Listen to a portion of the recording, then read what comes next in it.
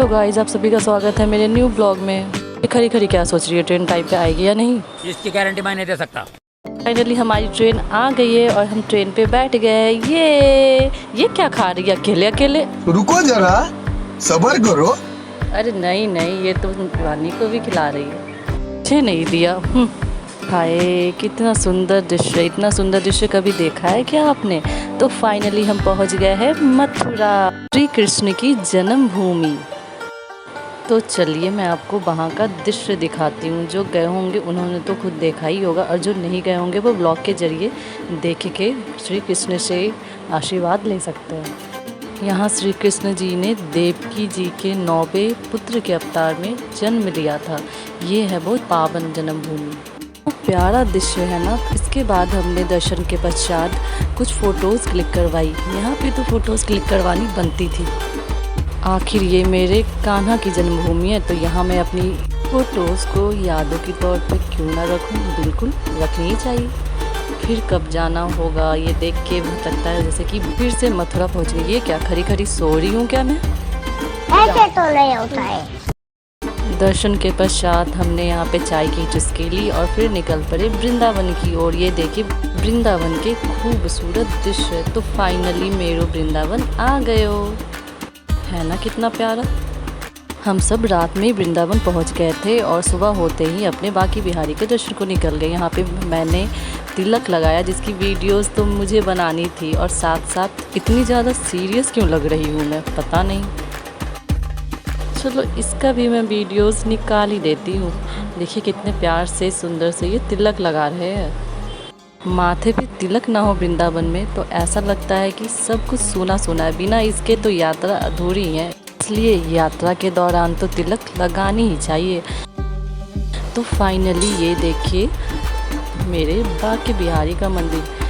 तो comment box में comment करके बताइए कि कौन कौन वृंदावन हो आए, और जो नहीं गए हैं उनको मेरे बांके बिहारी ज़रूर बुलाएंगे। यहाँ की पावन मिट्टी में, गलियों में मानो मिठास की मिश्री घुली हुई हो। यहाँ जो एक बार जाएगा बार बार जाना चाहेगा, क्योंकि मेरे प्रभु ऐसे ही हैं कि अगर एक बार दर्शन पा लो तो बार बार दर्शन पाने का मन होता रहता है। कब से हमारी आंखें तरस रही थी मेरे प्रभु के दर्शन पाने को। यहाँ जोरों शोरों से कीर्तन हो रहे थे। यहाँ जाके मानो कि प्रभु की भक्ति में भक्त खो ही जाते हैं। प्रभु मेरे ऐसे ही हैं। बांके बिहारी के दर्शन करके हम निकल गए राधा बल्लभ जी के दर्शन को।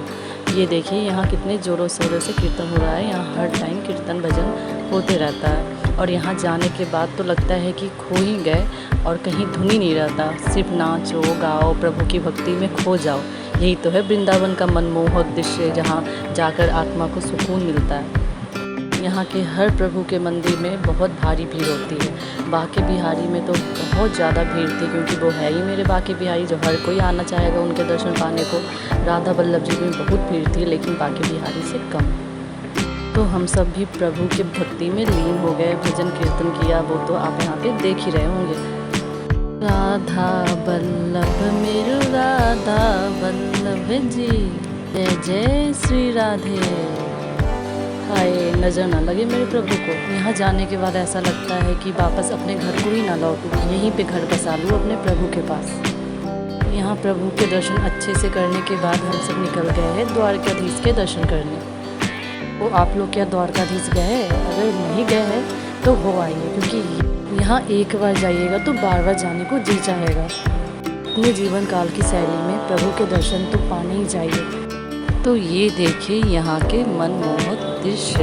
यहाँ की हर एक दीवारों में मानो प्रभु की आवाज़ आती है, मानो प्रभु हमें बुला रहे हो, आशीर्वाद दे रहे हो। ऐसी खूबसूरती सिर्फ वृंदावन में ही देखने को मिल सकती है।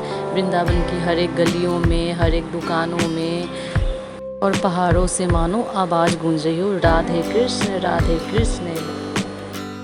अब हम आ गए हैं वृंदावन माँ वैष्णो देवी के दर्शन को। तो जय माँ वैष्णो देवी। माँ वैष्णो देवी के दर्शन को कौन कौन गए हैं? ताकि आप सभी जानते हैं कि माँ पहाड़ों में विराजमान होती है, तो यहाँ पे भी माँ पहाड़ों में ही विराजमान थी, जैसा कि आप देख रहे हैं। तो हमने माँ के अच्छे से दर्शन किए, गुफा में घूमा और माता का आशीर्वाद लिया। तो हमारे साथ इस सफ़र में बने रहिए। तो चलिए मैं आपको गुफ़ा की सैर करवाती हूँ। ये है माँ वैष्णो देवी की गुफ़ा। ये इतनी खूबसूरत गुफ़ा है, मानो मेरी माँ की दिव्य शक्ति से चमक उठी हो। गुफ़ा में माँ वैष्णो देवी के साथ गणेश जी, श्री कृष्ण जी, गौरी शंकर सभी देवी देवताएं विराजमान थे। तो चलिए इस गुफ़ा के साथ माँ की भक्ति का आनंद लेते हैं। माँ वैष्णो देवी के साथ और सभी देवी देवताओं के दर्शन के पश्चात हम सब निकल चुके थे मंदिर घूमने, जो कि जितने भी आसपास मंदिरें थी वहाँ पे हमने घूमा। और मुझे कुछ एक दो मंदिरों की नाम नहीं आती, बट फिर भी मैं आपको यहाँ पे दर्शन करा रही हूँ। तो जय श्री में राधे श्याम, जय श्री राधे श्याम। तो यहाँ पे मैं एक और मंदिर के दर्शन करा रही हूँ।